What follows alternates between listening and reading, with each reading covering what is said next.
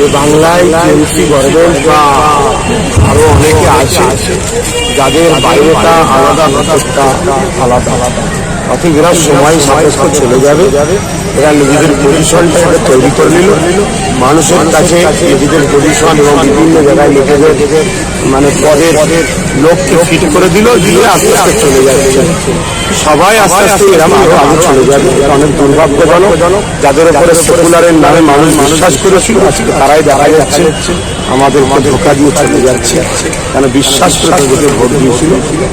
তবে আগামী দিন মানুষ মানুষের উপরে আস্থা বিশ্বাস উঠে যাচ্ছে, মানুষের বিশ্বাসের জায়গা তার উপর করবে, এই জায়গাটা খুবই বড় কষ্ট হয়ে যাচ্ছে। তৃণমূল দলটা কিভাবেই ভাঙতে শুরু করেছে, যেভাবে এভাবেই কি ভাঙবে আপনার কি মনে হয়?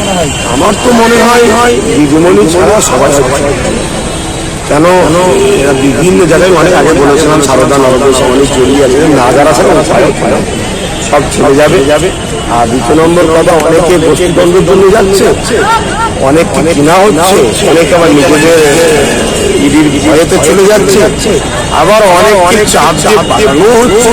কেন কন্ট্যাক্ট আছে যে বিজেপিকে বাংলায় নিয়ে আসতে সেসব কন্ট্যাক্টের কাজও চলছে।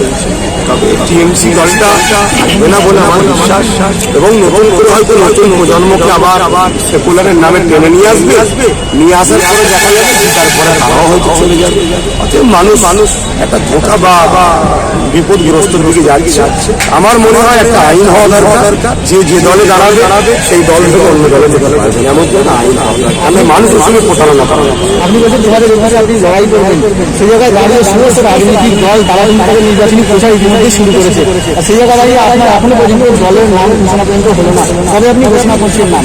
দেখুন, মানুষ যেভাবে দীর্ঘ 73 বছর বঞ্চিত হয়ে আসে, এদের কাছে বেশি বোঝাতে লাগবে না, আর বেশি কিছু দিতে লাগবে।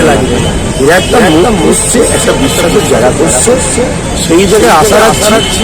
ইতিপূর্বে আমাদের পূর্বপুরুষদের একটা রেপুটেশন আছে, দেশ স্বাধীনতার পিছনে অবদান আছে, এবং যুগ যুগ ধরে আমরা অরাজনৈতিক প্ল্যাটফর্মে দাঁড়িয়ে সর্বধর্মের মানুষের সেবা করেছি, এটা আমাদের সেই জায়গায় যে কোনো বিষয়ে আমরা যখন মানুষকে ডাকি ধর্ম বড় নির্বিশেষে আমার ডাকে সারা দেয় আমাদের সেই জায়গায় অল্প দিনেই এদেরকে আমরা বললে এরা তৈরি হয়ে আছে, চলে আসবে। এই জন্য এতটাই আমরা টেনশন করছি। এত গুঞ্জন শোনা যাচ্ছে কিছুদিন ধরে যে স্বরাষ্ট্র মন্ত্রকের তরফ থেকে আপনাকে নাকি নিরাপত্তা দেওয়া হচ্ছে, এটা কি সত্যি?